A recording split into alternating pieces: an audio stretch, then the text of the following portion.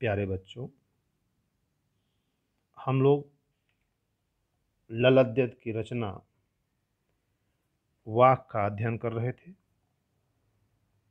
हमने पढ़ा था कि प्रथम वाक में उन्होंने क्या बताया कि ईश्वर प्राप्ति के उनके प्रयास व्यर्थ हो रहे हैं, उनके द्वारा किए गए प्रयास सार्थक नहीं हो पा रहे हैं। दूसरे वाक में उन्होंने आडंबरों, अंधविश्वासों पर तीखा प्रहार किया। तीसरे में उन्होंने सहज मार्ग, सीधे मार्ग पर, सीधे रास्ते पर चलकर स्वयं के का मूल्यांकन करके, आत्मालोचन करके ईश्वर को प्राप्त करने का प्रयास को सार्थक बताया। और चौथे वाक में समाज में फैले भेदभाव के बारे में बताया कि जो समाज में भेदभाव फैला हुआ है यह मानव निर्मित नहीं है।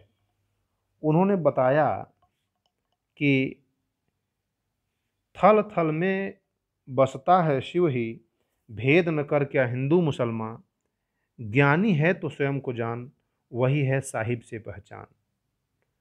ईश्वर व्याप्ति के बारे में बताया, ईश्वर कहाँ है, ईश्वर कहाँ रहता है, ईश्वर का वास कहाँ होता है।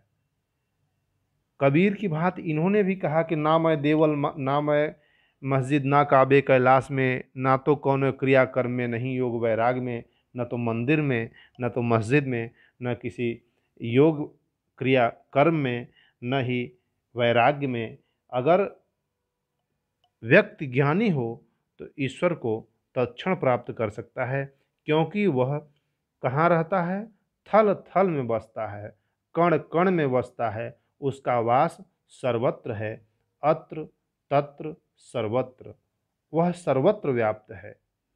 ईश्वर की सत्ता सर्वत्र है।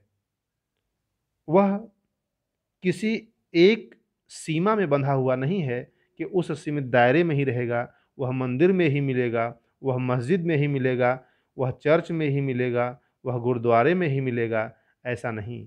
वह तो सर्वत्र है।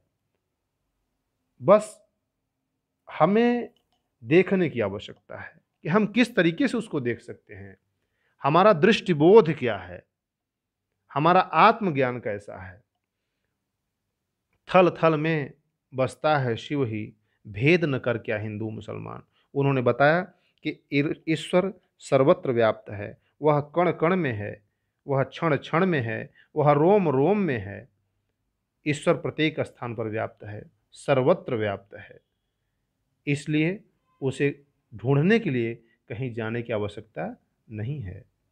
भेद न कर क्या हिंदू मुसलमान, हिंदू मुसलमान का भेदभाव भी करने की आवश्यकता नहीं है।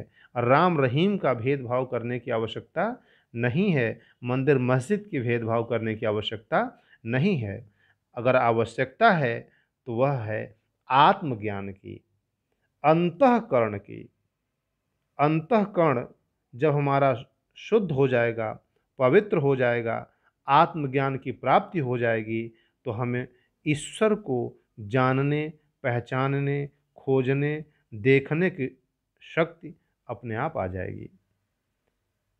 जो ज्ञानी होते हैं वे अपने लक्ष्य को प्राप्त कर लेते हैं, और जो अज्ञानी होते हैं वे तमाम उलझनों में उलझ कर रह जाते हैं।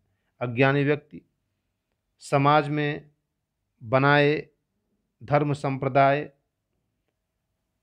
और सामाजिक धार्मिक संकीर्णता के जो विचार है उसमें बंधा रह जाता है, उसके बंधन से मुक्त नहीं हो पाता है।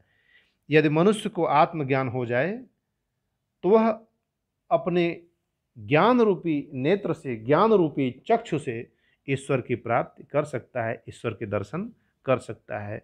उन्होंने कहा कि ज्ञानी है तो स्वयं को जान, यानी सबसे बड़ा ज्ञान है स्वयं को जानना, स्वयं को पहचानना।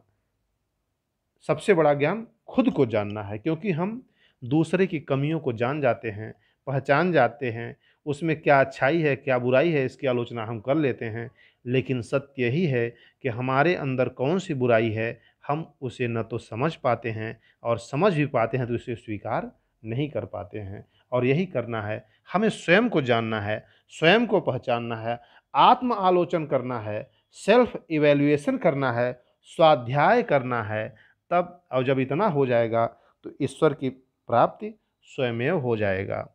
हमें धार्मिक संकीर्णता से ऊपर उठना है, हिंदू, मुसलमान, राम, रहीम, मंदिर, मस्जिद, काबे, कैलाश के भेदभाव से दूर होना है और सच्चा ज्ञानी बनकर स्वयं को जानना है और स्वयं को जानकर ही ईश्वर को जाना, पहचाना और उसकी अनुभूति की जा सकती है।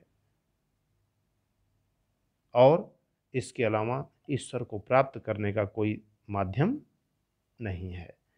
हम देख रहे हैं कि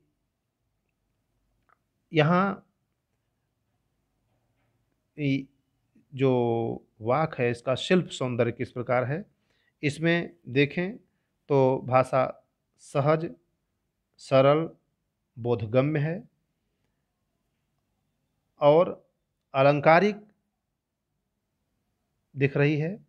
थल थल में पुनरुक्त प्रकाश अलंकार, जो गद्य में पुनरुक्त शब्द होता है वही पद्य में, काव्य में पुनरुक्त प्रकाश अलंकार के नाम से जाना जाता है। धन्यवाद।